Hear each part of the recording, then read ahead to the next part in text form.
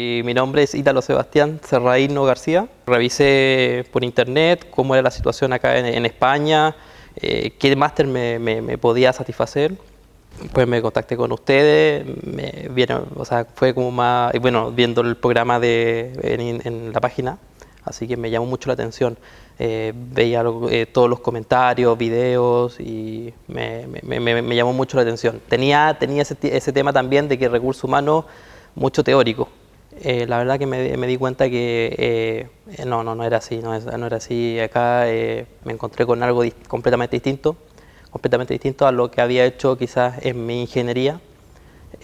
Mucha práctica, mucha experiencia, conocer gente, los desayunos de trabajo que teníamos, conocer esa realidad, para mí fue fenomenal. Y llegar acá, que hay muchos profesionales muy buenos, yo me comparto con ellos, conversamos, son muy profesionales, muchos genios.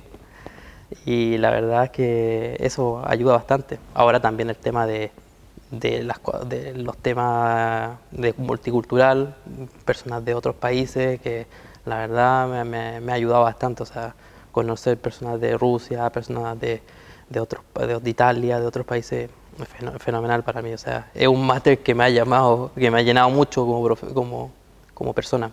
Si bien yo era extranjero, bueno, estaba con todo el tema de mi visa y todo eso, pero tenía la intención de hacer mis prácticas. Llegué allá, me entrevisté con la directora y me acogió muy bien.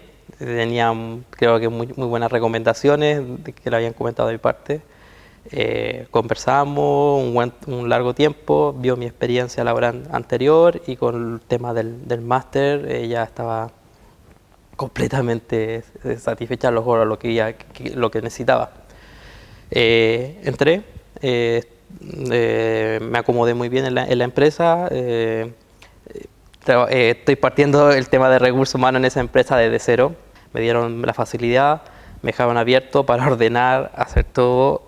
Y la verdad, a los pocos meses, 2 meses, ya me entregaron el contrato para pertenecer a la organización.